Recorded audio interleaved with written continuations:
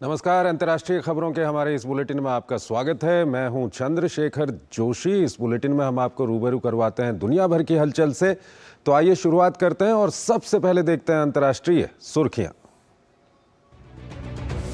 गजा के अल अहली अस्पताल पर हमले में करीब 500 लोगों की मौत। इजराइल और हमास ने हमले का ठीकरा एक दूसरे पर फोड़ा। इजराइल ने फिलिस्तीनी आतंकी समूह जिहाद के हमले में शामिल होने के दिए सबूत।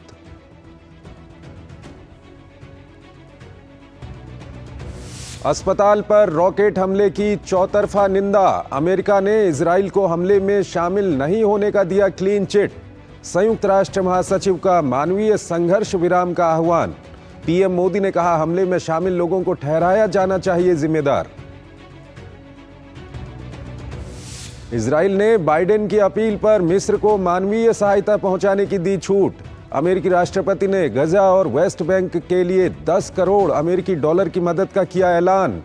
इजराइल को आगे भी सैन्य मदद का दिया भरोसा।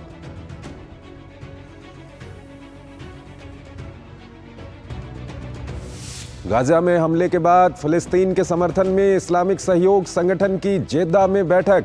इजराइल पर प्रतिबंध लगाने की ईरान ने की मांग। सदस्य देशों के बीच ईरान के प्रस्ताव पर फिलहाल नहीं बनी सहमति।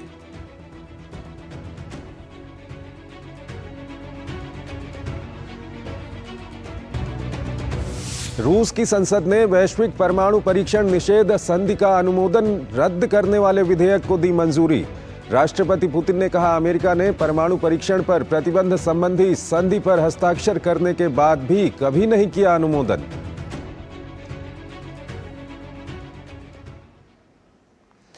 और आइए आपको खबरें विस्तार से दिखाएं, उससे पहले एक छोटा सा ब्रेक लेते हैं। साल बरस और सदी नहीं, एक युग गुजर जाएगा। उम्र न पूछो वंडर की, जब फर्क नजर आएगा। वंडर सीमेंट, फर्क नजर आएगा। क्या गुस्सा आप पर हावी हो रहा है? टेलीमानस के 14416 पर कॉल कर गुस्से पर काबू पाने के लिए मार्गदर्शन प्राप्त करें।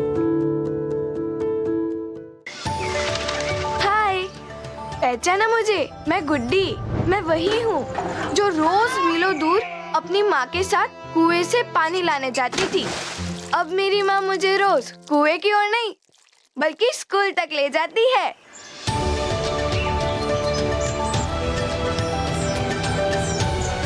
अरे किधर को चली सवारी? कुएं की तरफ तो नहीं? अरे नहीं नहीं सरपंच दीदी, मोदी जी के प्रयास से कुएं पर जाना हुआ बीता हुआ कल। अब तो है हमारे यहाँ नल से शुद्ध जल। बिल्कुल सही। प्रधानमंत्री नरेंद्र मोदी जी हमारी परेशानी समझकर इतना बड़ा काम तेजी से पूरा करवा रहे हैं। तभी तो हर घर में नल से शुद्ध जल आने से गांव की सभी बहनों और बेटियों को रोज पानी सर पर ढोकर लाने की परेशानी से मुक्ति मिली है। हाँ। और साथ ही बीमारियाँ भी बहुत कम हुई है। वाह दीदी।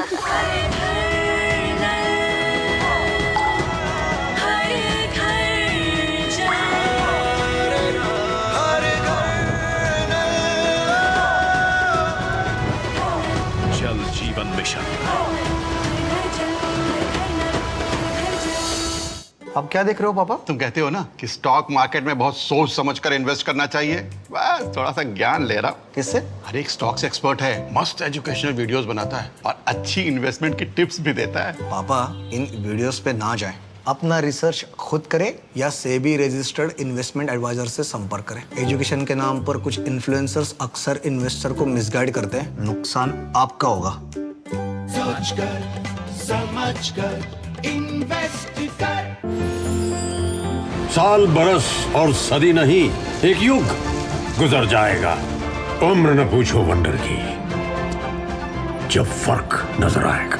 वंडर सीमेंट, फर्क नजर आएगा।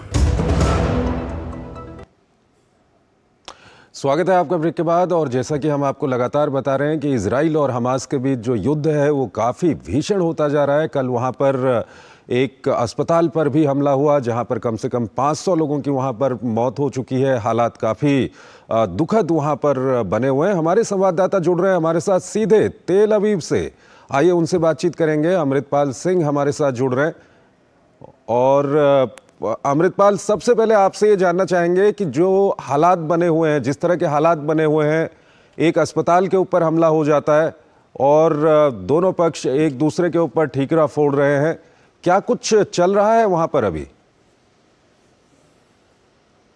देखें, आपने बिल्कुल ठीक कहा कि हालात काफ़ी ख़राब हैं और दोनों साइड्स पे ही ख़राब हैं। गाज़ा में ज़्यादा ख़राब हैं क्योंकि वहाँ एक ह्यूमैनिटेरियन एज भी है। मैं इस वक्त भागकर जब मैं आपके साथ मुखातिब होने के लिए तैयार हो रहा था, अपना सेटअप कर रहा था, तो एकदम सायरन बज गया, रॉकेट अटैक हो गया यहाँ पर। तो हम यहाँ पर एक कार पार्किंग में आए हैं, नीचे जो बेसमेंट में है। ज़्यादातर यहाँ सेफ शेल्टर्स बना दी जाती हैं, तो आप देख सकते हैं। Thank you very much.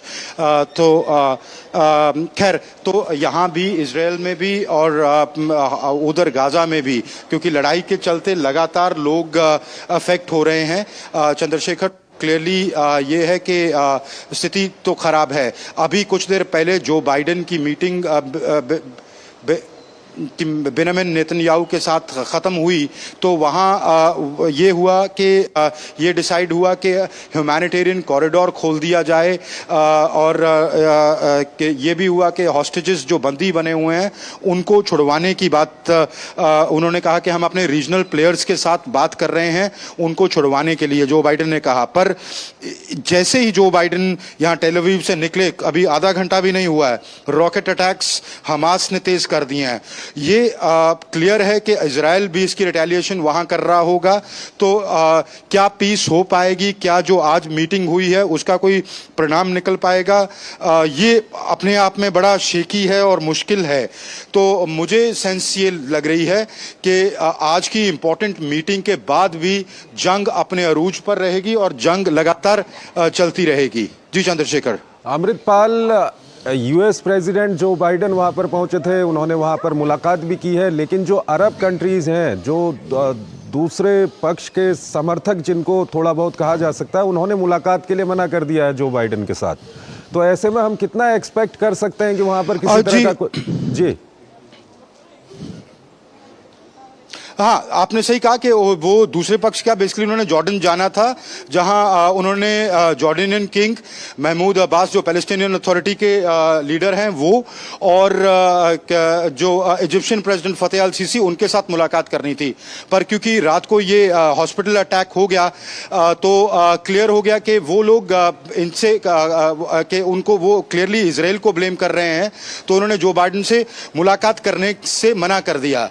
पर जो बाइडेन का ये कहना कि बंदियों को छुड़वाने के लिए हम लगातार अपने रीजनल पार्टनर्स से बात कर रहे हैं, तो इससे बड़ा क्लियर हो जाता है कि हमास से बात जरूर हो रही है।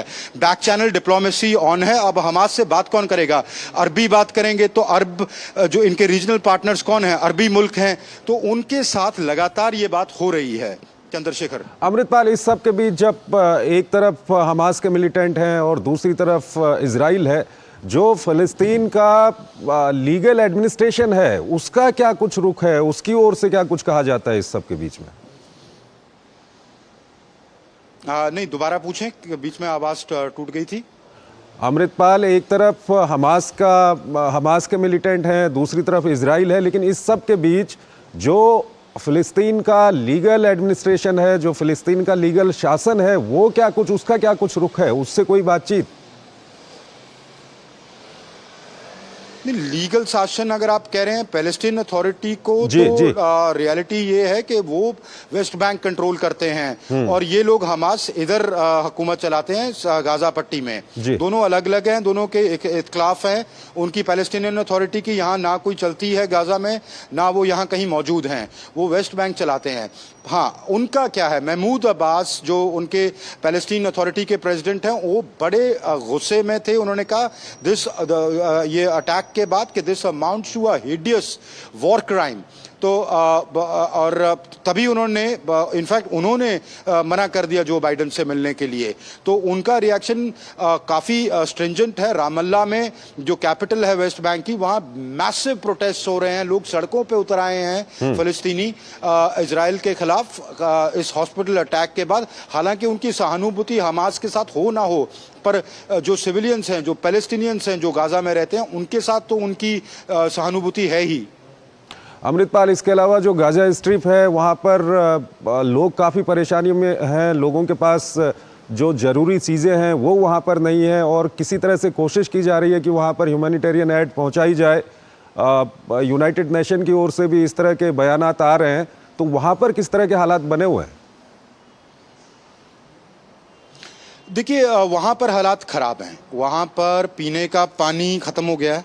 जो ड्रिंकिंग वाटर होता है वो नॉन ड्रिंकिंग वाटर सोर्सेज से पानी पी रहे हैं। बड़ी एक प्रॉब्लम ये है कि कहीं वाटर बॉर्न डिजीजेस हो गई। ये जो बमबारी से मौतें हो रही हैं वो तो हो ही रही हैं, डिजीज से मौतें होने लग पड़ी। मेडिकल सप्लाईज कंप्लीटली ख़त्म हो चुकी हैं। हॉस्पिटल्स ओवरफ्लो कर रहे हैं। यूएन लगातार कह रहा है, सेक्रेटरी जनरल कह रहे हैं, they are on the verge of abyss, के जहन्नुम के दरवाजे पे खड़े हैं वो लोग। खाना कभी भी ख़त्म हो सकता है। तभी इतनी अपील्स हैं ह्यूमैनिटेरियन कॉरिडोर की। आज राष्ट्रपति बाइडेन और बेंजामिन नेतन्याहू के बीच में जो मीटिंग चली वो बड़ी लंबी मीटिंग और बड़ी अहम मीटिंग थी। 5.5 घंटे मीटिंग चलती रही। नेतन्याहू की पूरी वॉर कैबिनेट थी। ये भी अपना अमला लेके आए हुए थे। जो बाइडेन, विदेश मंत्री एंटनी ब्लिंकन, राष्ट्रीय सुरक्षा सलाहकार Jake Sullivan, national security council coordinator. तो लंबी मीटिंग थी इन सब की। तो क्लियरली दोनों का ये प्रॉब्लम, दोनों ने ये एक अग्रीमेंट हुआ कि कॉरिडोर खोलना बहुत जरूरी है। तो पर वो शेकी है क्योंकि जैसे ही बाइडेन गए, बेंजामिन नेतन्याहू ने कह दिया कि कॉरिडोर तब खुलेगा जब वो हॉस्टेजेस को छोड़ेंगे। फिर दूसरी उन्होंने शर्त ये रख दी कि कॉरिडोर से जो एड जाएगी वो सिर्फ सदर्न गाजा को जाएगी, और अगर ये नॉर्दर्न गाजा में हमास है उन तक पहुंची तो फिर बंद कर दी जाएगी एड। और तो उन्होंने उसमें भी काफी किंतु परंतु किए हैं। तो अभी मुझे नहीं लगता कि जल्द एक आधे दिन में ह्यूमैनिटेरियन कॉरिडोर खुल जाएगा, पर प्रयास कूटनीतिक हो रहे हैं उसके लिए, और स्थिति वहां पर अमृत एक लास्ट सवाल आपसे हम करना चाहेंगे क्योंकि आप वहां पर ग्राउंड पर मौजूद हैं। आपको क्या लगता है अगले कुछ दिनों में इसकी दिशा क्या होगी? जो ये कॉन्फ्लिक्ट है ये किस ओर बढ़ रहा है? क्योंकि कोई इसका डिप्लोमेटिक सॉल्यूशन निकलता हुआ वहां पर नहीं दिख रहा है, और मिलिट्री सॉल्यूशन की भी अगर हम बात करें तो मिलिट्री सॉल्यूशन भी अभी दूर की कौड़ी नजर आ रहा है। तो क्या कुछ आप कहेंगे अगले कुछ दिनों में किस दिशा में ये जाने वाला है? ये अच्छा सवाल, दिलचस्प सवाल पूछा है आपने चंद्रशेखर। देखें, मेरा ख्याल है कि जंग चलती रहेगी। अभी लॉन्ग ड्रॉन है। ये इजरायली भी, हर एक जंग का एक ऑब्जेक्टिव होता है, एंड गेम होती है। एंड गेम इनकी है उनको डेसिमेट करना। डेसिमेट ना भी कर पाए तो उनको ये इतनी क्षति पहुंचाना चाहेंगे कि वो इनकैपेसिटेट कर दें उनको, कि वो अगले 10-15 साल तक खड़े होने लायक ना रहें, इन पर ऐसे अटैक्स को अफेक्ट ना करें। तो इनका ये चलता रहेगा। ग्राउंड ऑफेंसिव अगर इनके पास स्पेसिफिक इंटेलिजेंस हुई तो जाएंगे, नहीं तो मोसाद जाएगी, ऑपरेशंस लोकलाइज्ड करेगी, उनको मारेगी। और क्योंकि इन पे प्रेशर है कि सिविलियन पॉपुलेशन पर की मौतें कम होनी चाहिए, इंटरनेशनल ग्रोइंग प्रेशर है। जो इनकी सहानुभूति इनके साथ थी 7 अक्टूबर के अटैक्स के बाद, वो धीरे धीरे ड्विंडल कर रही है। एक ऑप्शन है कि अगर लेबनान में से हिजबुल्लाह कूद गया फिर रीजनल एस्केलेशन हो सकती है। तो ये मेरा ख्याल है अपने अमेरिकी दोस्तों को कहेंगे कि अरबियों के थ्रू क्योंकि हिजबुल्लाह हमास की तो गुरिल्ला फाइटर्स हैं, हिजबुल्लाह के पास तो बहुत बड़ी फायर पावर है, तो फिर स्थिति और कॉम्प्लिकेट हो जाएगी। जी शुक्रिया आपका, बहुत बहुत शुक्रिया अमृतपाल। तमाम ये जानकारियां इन मुश्किलातों के बावजूद भी हमारे दर्शकों तक पहुंचाने के लिए बहुत बहुत शुक्रिया। और जैसा कि हम आपको बता रहे थे कि इजराइल और हमास के युद्ध के बीच किसी को अंदाज़ा भी नहीं था कि युद्ध का शिकार एक अस्पताल हो जाएगा। इस हमले में कम से कम 500 लोगों की मौत हो गई है। हमले को लेकर इजराइल और हमास, जैसे कि अभी हम बात भी कर रहे थे, दोनों एक दूसरे पर आरोप लगा रहे हैं। गाजा अस्पताल पर हुए हमले के बाद कई देशों में नाराजगी देखने को मिल रही है। कई देशों में अस्पताल पर हुए हमले के खिलाफ प्रदर्शनों का दौर भी शुरू हो चुका है। एक रिपोर्ट दिखाते हैं आपको। इजराइल हमास युद्ध के बीच गाजा का अल अहली अस्पताल गवाह बना उस तबाही का जिसका किसी को भी अंदाजा नहीं होगा।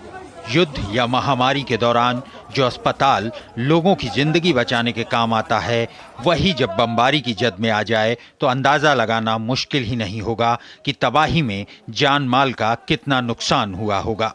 मंगलवार शाम को अल अहली अस्पताल पर हुए बमबारी के बाद यहाँ के हर कोने से सिर्फ मानवता की चीखें सुनाई दे रही हैं। अस्पताल का कोई भी हिस्सा तबाही से अछूता नहीं रहा। जगह जगह बिखरी लाशें, घायलों को लेकर भागते बदहवास नागरिकों के चेहरे पर नजर आता है तो सिर्फ खौफ।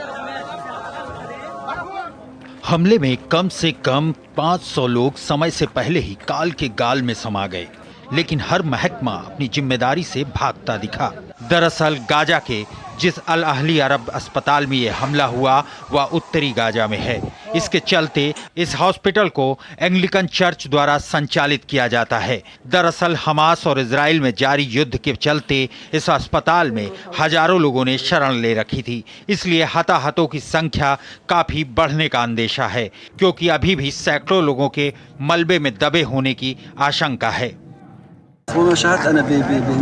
हमने प्राथमिक चिकित्सा देने की कोशिश की, लेकिन अस्पताल में हमारे सीमित संसाधनों से हम जितना संभाल सकते थे उससे कहीं अधिक चोटें थी।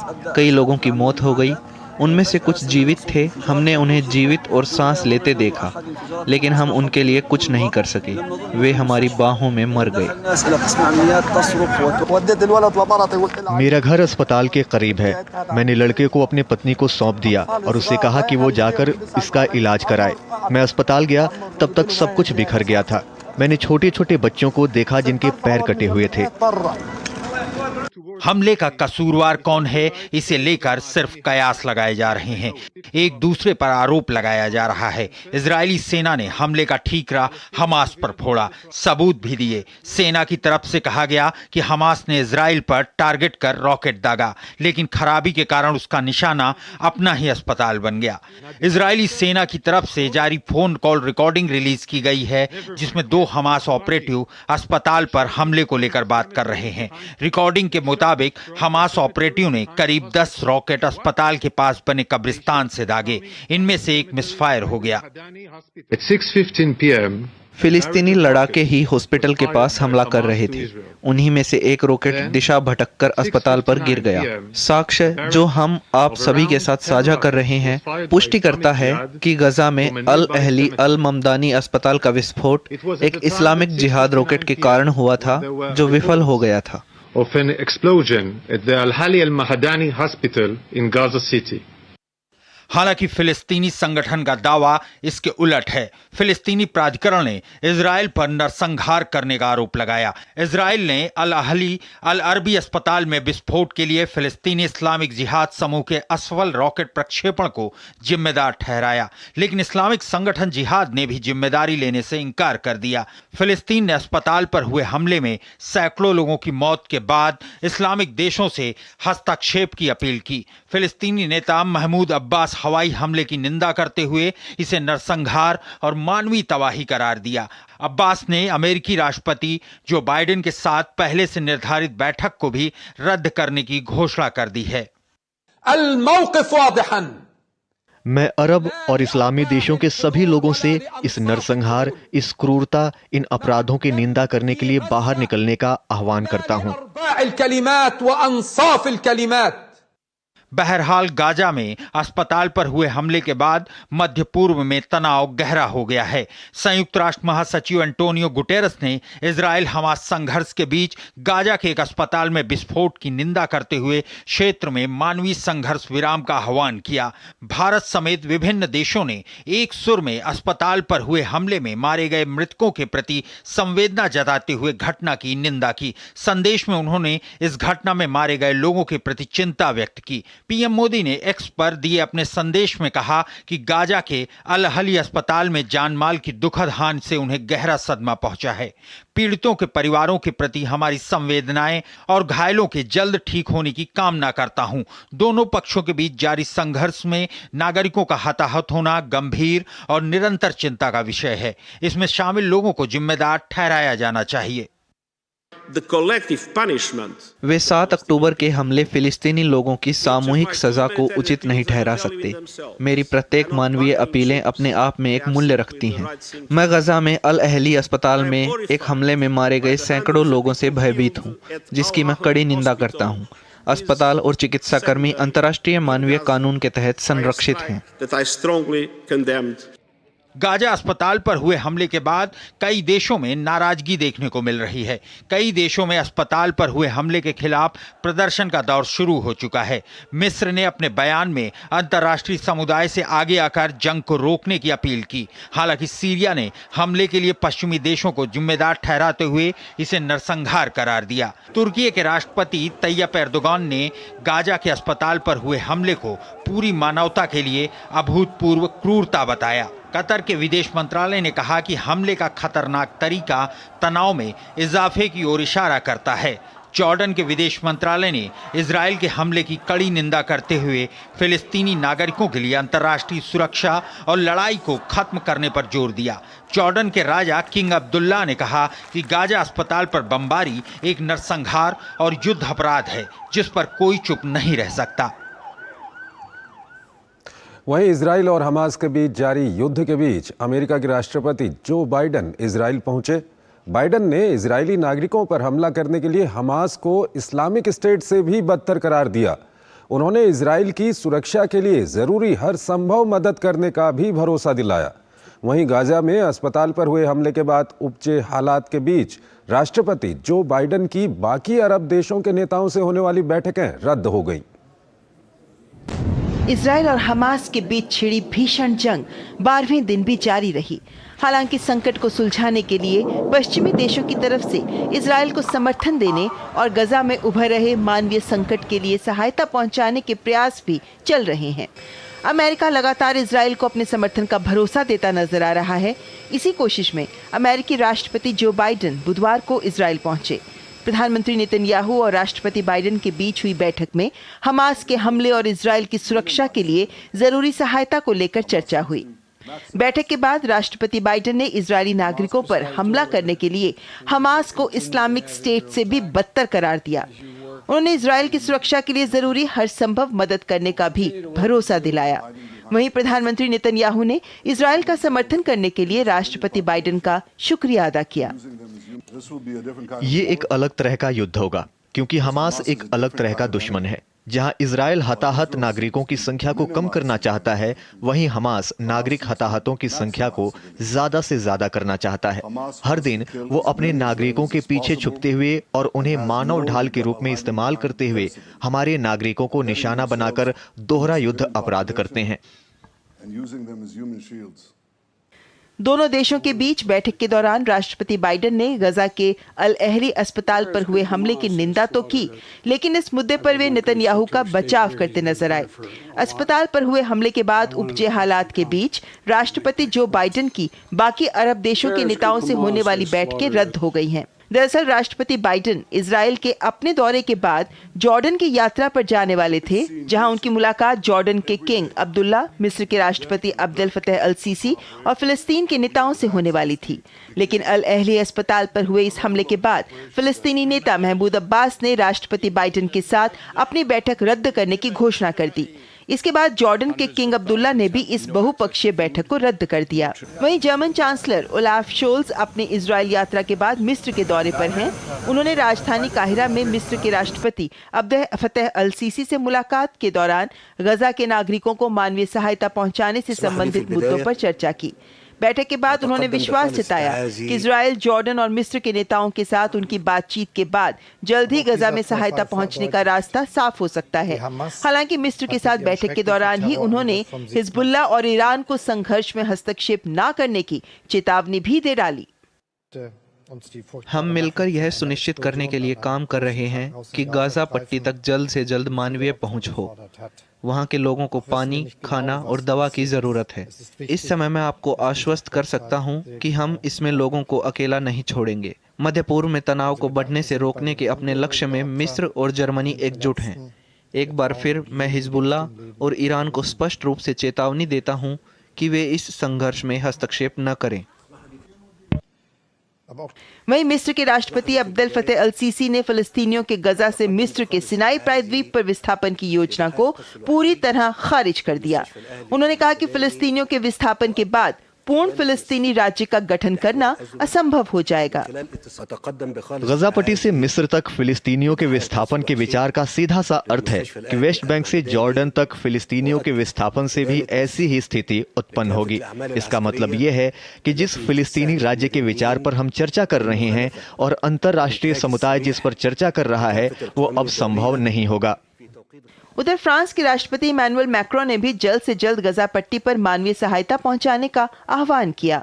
उन्होंने सोशल मीडिया प्लेटफॉर्म एक्स पर पोस्ट करते हुए लिखा कि गजा पट्टी तक मानवीय पहुंच बिना किसी देरी के वापस खोली जानी चाहिए। साथ ही उन्होंने अल अहली अस्पताल पर हुए हमले की भी निंदा की। उन्होंने लिखा कि किसी अस्पताल पर हमला करने को किसी भी तरह से उचित नहीं ठहराया जा सकता। गाज़ा पट्टी पर इजराइल के भीषण हमले के बाद इस्लामिक समूह के देश फलस्तीन के पीछे लामबंद होते दिख रहे हैं।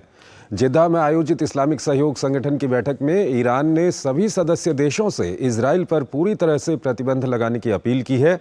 ईरान ने संगठन के सभी सदस्य देशों से इजराइल के साथ तेल समेत अन्य तरह के सभी कारोबार पर प्रतिबंध लगाने के अलावा इजराइल के साथ अपने राजनयिक संबंधों को खत्म करते हुए वहां मौजूद इजरायली राजदूतों को बर्खास्त करने की अपील की।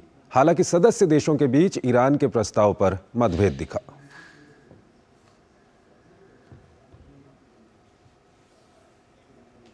एक छोटा सा ब्रेक लेते हैं। साल बरस और सदी नहीं, एक युग गुजर जाएगा।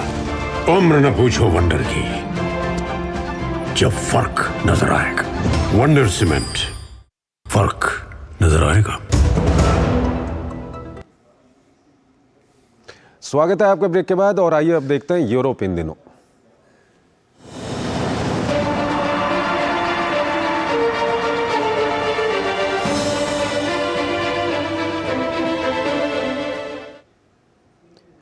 रूस की संसद के निचले सदन ने वैश्विक परमाणु परीक्षण निषेध संधि का अनुमोदन रद्द करने वाले विधेयक को अंतिम मंजूरी दे दी। रूस ने कहा है कि उसका रुख अमेरिका की तरह ही है, जिसने संधि को कभी अनुमोदित नहीं किया। ये विधेयक अब उच्च सदन फेडरेशन काउंसिल में जाएगा, जो अगले सप्ताह इस पर विचार करेगा। और आइए अब आपको दिखाते हैं अमेरिकाना।